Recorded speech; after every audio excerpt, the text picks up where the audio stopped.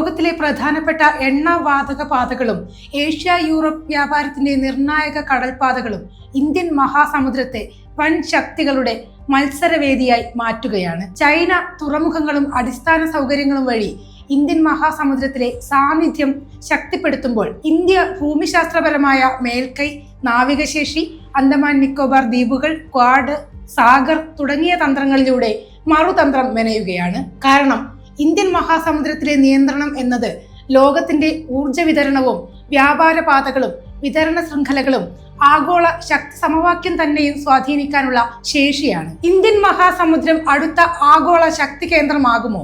ചൈനയുടെ നീക്കങ്ങളെ നേരിടാൻ ഇന്ത്യക്ക് മതിയായ തന്ത്രപരമായ മേൽക്കൈയുണ്ടോ? ആഫ്രിക്കയുടെ കിഴക്കൻ തീരം മുതൽ ഓസ്ട്രേലിയ വരെ ഏഷ്യയുടെ തെക്ക് ഭാഗം മുഴുവൻ ചുറ്റിക്കിടക്കുന്ന വലിയൊരു സമുദ്ര മേഖലയാണ് ഇന്ത്യൻ മഹാസമുദ്രം. അതിന്റെ സ്ഥാനം തന്നെയാണ് അതിന്റെ ശക്തി.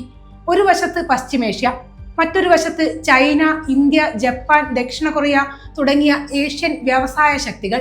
പശ്ചിമേഷ്യയിലെ എണ്ണ ഉൽപാദന കേന്ദ്രങ്ങളിൽ നിന്ന് ഏഷ്യയിലെ വ്യവസായ രാജ്യങ്ങളിലേക്ക് ഊർജം എത്തുന്ന പ്രധാന കടൽപാതകൾ ഈ മേഖലയിലൂടെ കടന്നു പോകുന്നു. ചൈന, ഇന്ത്യ, ജപ്പാൻ, ദക്ഷിണ കൊറിയ തുടങ്ങിയ രാജ്യങ്ങളുടെ വ്യാവസായിക വളർച്ചയ്ക്ക് ആവശ്യമായ എണ്ണയും പ്രകൃതിവാതകവും അസംസ്കൃത വസ്തുക്കളും വലിയ തോതിൽ കടൽ മാർഗമാണ് എത്തുന്നത്. അതേസമയം യൂറോപ്പിനെയും ഏഷ്യയെയും ബന്ധിപ്പിക്കുന്ന ചരക്ക് ഗതാഗത ശൃംഖലയിലും ഇന്ത്യൻ മഹാസമുദ്രത്തിന് നിർണായകമായ സ്ഥാനമുണ്ട്.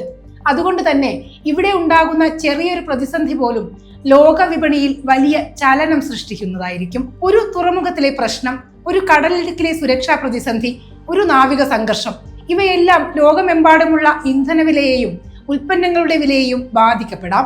ലോക സമുദ്ര വ്യാപാരത്തിൽ ചില സ്ഥലങ്ങൾക്ക് അസാധാരണമായ പ്രാധാന്യമുണ്ട്. അവയാണ് മാരിടൈം ചോക്ക് പോയിന്റ്സ് എന്ന് വിളിക്കപ്പെടുന്നത്. അതിൽ പ്രധാനപ്പെട്ട 3 ഇന്ത്യൻ മഹാസമുദ്രവുമായി ബന്ധപ്പെട്ടതാണ്. ഒന്നാമത്തേത് ഹോർമൂസ് കടലിടുക്ക്.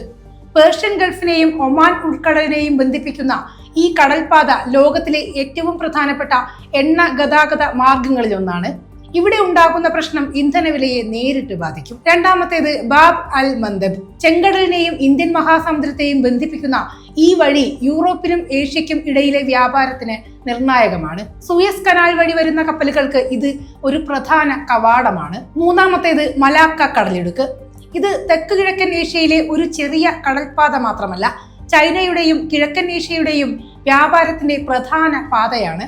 ചൈനയുടെ വലിയൊരു ഭാഗം ഊർജ ഇറക്കുമതിയും ഇതുവഴിയാണ് നടക്കുന്നത്. ഇറാൻ US സംഘർഷത്തെ തുടർന്ന് ഹോർമൂസ് കടലിടുക്ക് അടച്ചപ്പോഴും ഹൂതി ആക്രമണത്തെ തുടർന്ന് ചെങ്കടൽ മേഖലയിലുണ്ടായ പ്രതിസന്ധിയും ആഗോള കപ്പൽ ഗതാഗതത്തെ എങ്ങനെ ബാധിച്ചുവെന്ന് നമ്മൾ കണ്ടതാണ്.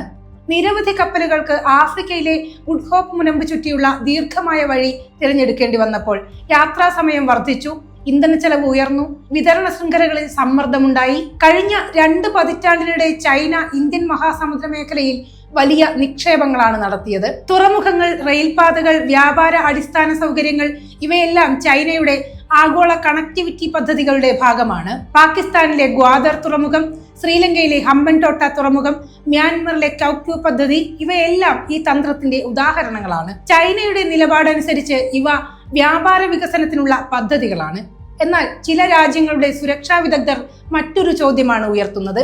ഭാവിയിൽ ഈ തുറമുഖങ്ങൾ ചൈനയുടെ നാവിക സാന്നിധ്യം വർദ്ധിപ്പിക്കാൻ ഉപയോഗിക്കപ്പെടുമോ എന്നതാണത്. ചൈനയുടെ തീരപ്രദേശങ്ങളിൽ നിന്ന് ഇന്ത്യൻ മഹാസമുദ്രം വഴി ആഫ്രിക്കൻ തീരം വരെ വ്യാപിക്കുന്ന ചൈനയുടെ സമുദ്ര വാണിജ്യ സൗകര്യങ്ങളുടെ ശൃംഖലയെ സ്ട്രിംഗ് ഓഫ് പേൾസ് എന്നാണ് ഭൗമരാഷ്ട്രീയ വിദഗ്ധർ വിശേഷിപ്പിക്കുന്നത്. ഇന്ത്യൻ മഹാസമുദ്രത്തിന്റെ കേന്ദ്രഭാഗത്താണ് ഇന്ത്യയുടെ ഭൂമിശാസ്ത്രപരമായ സ്ഥാനം. ഇതാണ് ഇന്ത്യയുടെ ഏറ്റവും വലിയ ശക്തി.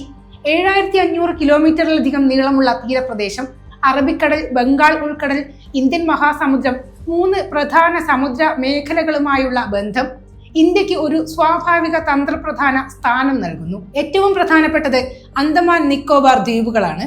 മലാക്ക കടലിടുക്കിന് സമീപമുള്ള ഈ ദ്വീപുകൾ കിഴക്കൻ ഏഷ്യയിലെ പ്രധാന കപ്പൽപാതകളെ നിരീക്ഷിക്കാൻ ഇന്ത്യക്ക് നിർണായക അവസരം നൽകുന്നു.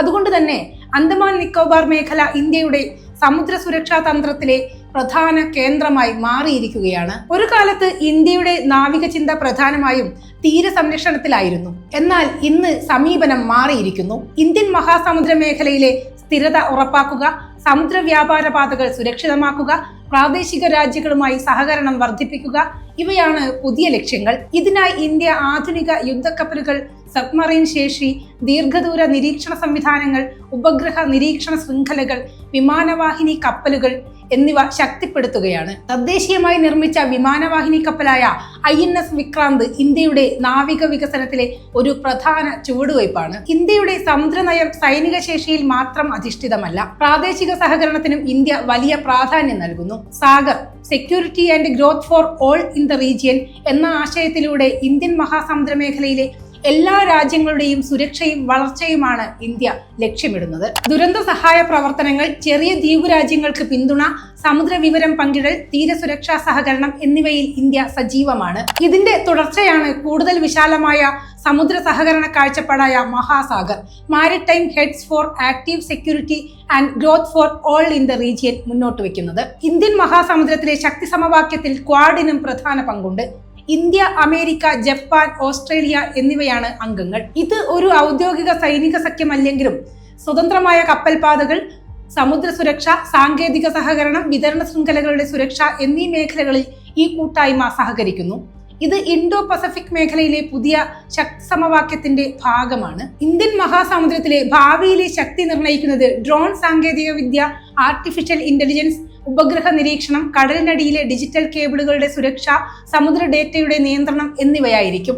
കടലിനെ നിയന്ത്രിക്കുന്നതോടൊപ്പം കടലിനെ കുറിച്ചുള്ള വിവരങ്ങളെ നിയന്ത്രിക്കുന്ന രാജ്യങ്ങൾക്കും വലിയ മുൻതൂക്കം ലഭിക്കും. ഇന്ത്യൻ മഹാസമുദ്രം ഇന്ത്യക്ക് ഒരു സുരക്ഷാ വെല്ലുവിളി എന്നതിനപ്പുറം ഒരു വലിയ സാമ്പത്തിക അവസരവുമാണ്. തുറമുഖ വികസനം, ഷിപ്പിംഗ് മേഖല, ബ്ലൂ ഇക്കോണമി, സമുദ്ര സാങ്കേതിക വിദ്യ എന്നിവയിൽ ഇന്ത്യക്ക് വലിയ സാധ്യതകളാണുള്ളത്. വിഴിഞ്ഞം പോലുള്ള ആധുനിക തുറമുഖ പദ്ധതികൾ ഇന്ത്യയെ ആഗോള ശൃംഖലയിൽ കൂടുതൽ ശക്തമായ സ്ഥാനത്തേക്ക് എത്തിക്കാനുള്ള ശ്രമങ്ങളുടെ ഭാഗമാണ്. ഇന്ത്യൻ മഹാസമുദ്രത്തിലെ മത്സരം ഇനി ലോക വ്യാപാരത്തിന്റെ സുരക്ഷയ്ക്കും ഊർജ വിതരണ ശൃംഖലകളുടെ സ്ഥിരതയ്ക്കും ഭാവിയിലെ ശക്തി സമവാക്യങ്ങൾക്കും വേണ്ടി കൂടിയുള്ളതായിരിക്കും. ചൈന ഈ മേഖലയിൽ സാന്നിധ്യം വർദ്ധിപ്പിക്കാൻ ശ്രമിക്കുമ്പോൾ ഇന്ത്യ ഭൂമിശാസ്ത്രപരമായ നേട്ടവും പ്രാദേശിക പങ്കാളിത്തവും ഉപയോഗിച്ച് പുതിയൊരു സമുദ്ര തന്ത്രം രൂപപ്പെടുത്തുകയാണ്.